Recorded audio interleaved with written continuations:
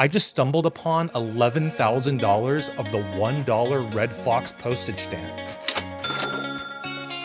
This sheet of 20 $1 Red Fox stamps from 1998 sells regularly on eBay for over $175 and often over $200. And I've got 59 of them. You're gonna need a bigger boat. These were stored in an attorney's office safe since the 1990s. It's all good, man. So why is this stamp so expensive when all of the other stamps that were issued at the same time are essentially worth face value? Literally, all these stamps from the same era are used on mailing things today. They have no premium collector value over the face value that they were originally sold at. In fact, 99% of all unused US postage issued after 1935 is worth face value. Even 80-year-old postage stamps from the 1940s is still used on mailing packages today. You just need to put a ton of them on your package to make the current shipping rate. According to Mystic Stamp Company, they printed 200 million copies of the Red Fox stamps. This seems abnormally high to me considering that the $3 Mars Pathfinder stamp from the same era, they list as only 15 million copies printed. That's 185 million copies less than the $1 Red Fox, and is worth face value at best. According to ChatGPT, the exact number of $1 Red Fox stamps printed in 1998 hasn't been publicly disclosed by the post office, and notes that they typically don't release detailed print run numbers for the definitive stamps, particularly for more recent issues, as they are printed in large quantities to meet demand and are reprinted over time. Now, I looked into this a little bit more, and the statement by the AI is unsurprisingly not correct. The USPS website has been publishing quantity numbers for the regular issued stamps on their website, going all the way back to the first forever stamp, the Liberty Bell in 2009.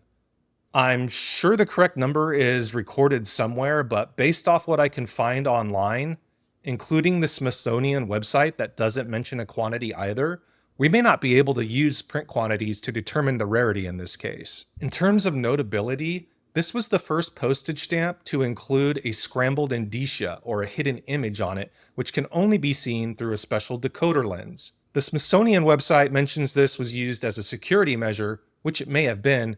However, I believe this was used more as a marketing gimmick to get young people interested in stamp collecting, similar to the secret decoder marketing of the 1950s. No, Randy's gotta go! I'll be right out, for crying out loud! And I believe this because the post office even sold the decoder lens to the public. But does this justify a premium of 1,000% over face value? There are a total of 42 stamps that were issued with this secret decoded image on them, and all of the other stamps that have the secret image on them are worth face value at best. In the Scott Stamp Value Guide, this stamp is noted as 3036, and a sheet of 20 of them is worth $200. There's even a more expensive version of this stamp valued at $220. These originally came in a pack of 100 sheets, so 2,000 stamps in one of these packages. What I have here is a partial package of this stamp, and we will take a look here a bit at the differences between the Scott 3036 and the 3036A. 3036 has a serpentine die cut, which is like the perforation measurements of 11.5 by 11.25, whereas 3036A has a serpentine die cut measurement of 11.75 by 11. So that's what you see here. These are the little teeth, and you can use a specialty gauge like this to measure it just like you would the perforations. And on the 3036A, you are looking for the vertical side to be a measurement of 11 versus the 3036 has a measurement of 11.25. The other thing to check for is what the color of the tagging looks like under ultraviolet light. The tagging for the 3036A should be a bluish green color, whereas the tagging for the 3036 should be a yellowish green color. And I actually have a 3036 sheet here, and we'll compare it to our sheet that we have here within ultraviolet light. So here you can see that this sheet glows a yellowish green color, and this one is more of a bluish green color. So This would be the 3036A, and this would be the 3036. Another way you can tell is by looking at the press sheet. So on the 3036, it had a press sheet of 6 panes, whereas on the 3036A, it had a press sheet of 10 panes.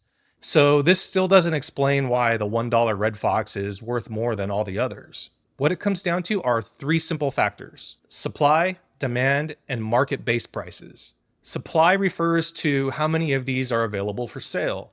At the time of this video, I could only find 13 sheets of the $1 Red Fox stamp on eBay, with the cheapest being offered for $175, whereas the $3 Mars Pathfinder has over 50 listed, maybe significantly more. I only counted all the way up to 50, and several were being offered for face value. Now, you might be quick to say that because there are more of the Mars Pathfinders available in the marketplace, they printed more of them. But that might not be the case considering the 59 Red Fox sheets that I have in my hand right here. Demand refers to the number of people who are wanting to buy these stamps. If the number of people who want a specific stamp is more than the quantity of the stamp that's available, then the sellers of those stamps in high demand can set higher prices. It becomes a bidding war between the most desperate buyers who are willing to pay the most for that stamp. Supply and demand is a concept that most people are familiar with, but it's the third thing that I mentioned that people should also consider: market-based price, which refers to the lowest price that something is being offered for sale. In general, the high prices of the $1 Red Fox sheets are where they are because over time, there has been a limited supply, and the sellers of these stamps have referred back to historical prices to set their own prices accordingly.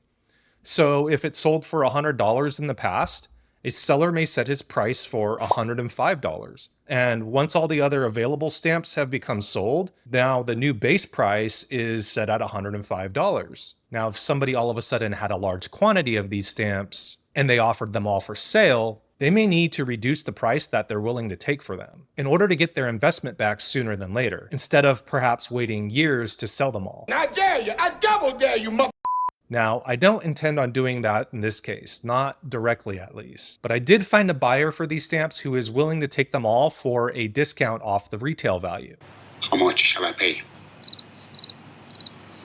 Whether that buyer decides to list these stamps below the current market price is up to them. If they did, it wouldn't be the first time that this happened, especially in the world of collectibles. For example, I used to get about 75% of the catalog value for proofs and essays. However, when the mega stamp dealer William Legs passed away in 2020, his stock of proofs and essays flooded the market. And today I'm only able to get about 30 to 40% catalog value for the same stamps. When undiscovered hordes of collectibles finally make their way into the market, it can greatly drop the value of the items. But let's get back to the concept of supply and demand. As long as the amount of new collectors remains consistent or grows, once the surplus of supply runs out, the value should creep back up over time. However, if the amount of collectors diminish over time, much like it's been doing for the past 20 years in the hobby of stamp collecting, the value may never rebound back to where it was. With a surplus of supply and less collectors available, prices are going to remain low. One of the best things that a stamp collector can do to prevent their investment from diminishing over time is to help spread and expose the hobby of stamp collecting to younger people. Give them some common 100-year-old stamps that are worth pennies to a kid who's interested or studying history and geography.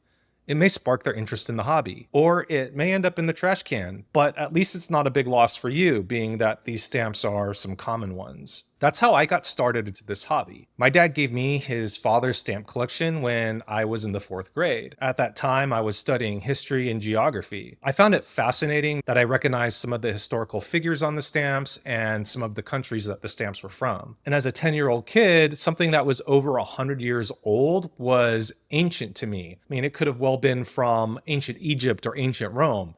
It was over 100 years old, and that had a real cool factor to it. If my dad never gave me those stamps, I highly doubt that I would have ever been exposed to or became interested in stamps. And today I'm a full-time stamp dealer. I mean, that is crazy. Who would have ever thought that?